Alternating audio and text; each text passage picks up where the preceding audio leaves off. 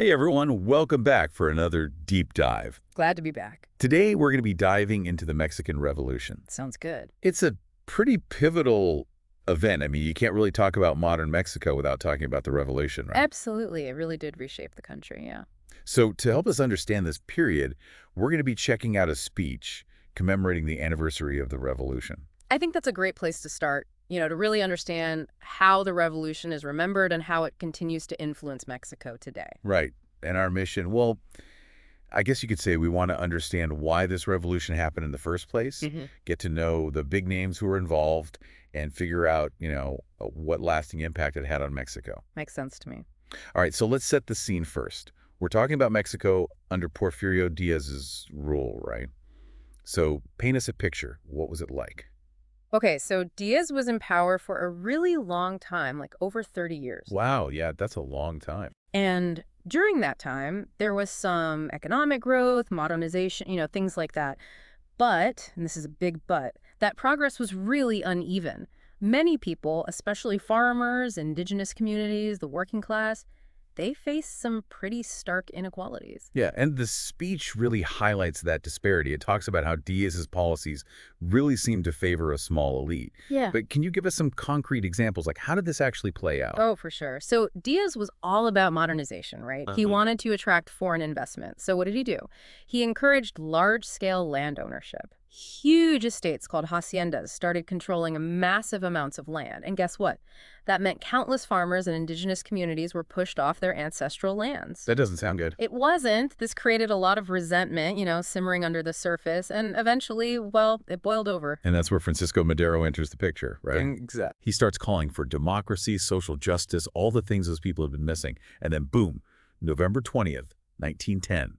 He kicks off the revolution. It was a bold move, for sure. It reminds me of, I don't know, other historical figures who just had the guts to say, enough is enough. We deserve better.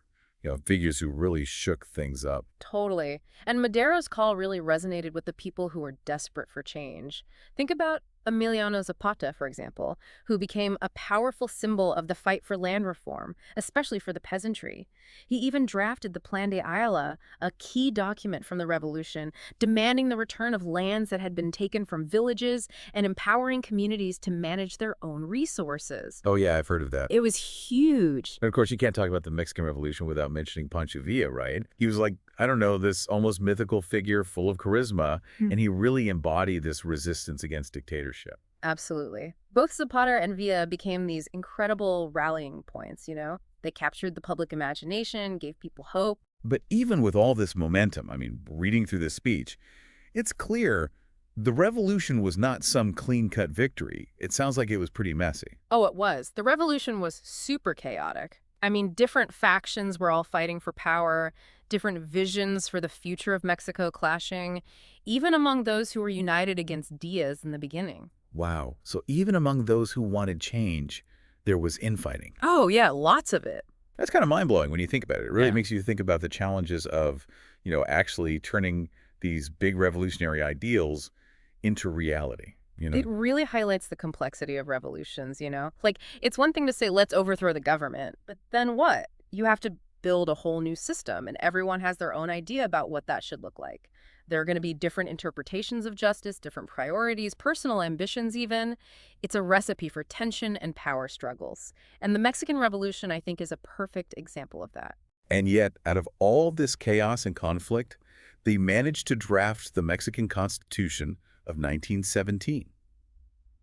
The speech calls it a landmark document, so break it down for us. What made it so special? Well, you can really see how the Constitution tried to address the very issues that fueled the revolution, Like we were talking about earlier, Article 27 focused on land reform and returning power to rural communities. Right. But there's more. Article 123 established some pretty radical labor rights for the time.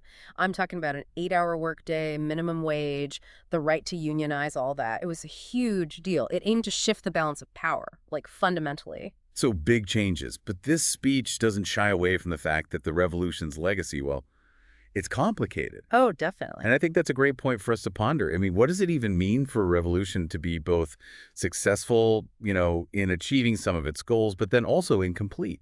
That's a really good question. I think it reminds us that revolutions, they're not magic solutions. They can spark huge transformations, no doubt, but they don't magically solve all of society's problems. Right. The Mexican Revolution brought about some incredible social and political changes, but it's true that many of its promises weren't fully realized. Inequality and corruption, those are still issues Mexico is grappling with today. Sure. I think it shows us that revolutions are more like planting seeds for change. It takes constant effort, to nurture those seeds and make sure they grow. And even today, over 100 years later, November 20th is still a big deal in Mexico. It's a day to reflect, celebrate the revolution's heroes. What do you think resonates most with people today about that period? I think it's the core values, the things that fueled the revolution in the first place. Justice, equity, self-determination. Right. The revolution is this touchstone. It reminds people of the struggles their ancestors went through to build a more just society. It keeps the conversation going about how to build a better future, even when things are tough. It's amazing how a historical event, can be so powerful in shaping a nation's identity. Yeah, and it really makes you think about how the echoes of these past revolutions shape how we see our own struggles today, right? I mean, everywhere in the world, people are fighting for social justice and equality. Definitely. So what lessons can we take away from the successes, but also the shortcomings of the Mexican Revolution? I think that's something worth thinking about. That's a good question. And honestly, that's something I hope everyone listening will take some time to ponder. And if this deep dive piqued your interest, I really encourage you to, do some more exploring. There are so many stories, perspectives, layers of complexity to discover about the Mexican Revolution. So go check it out.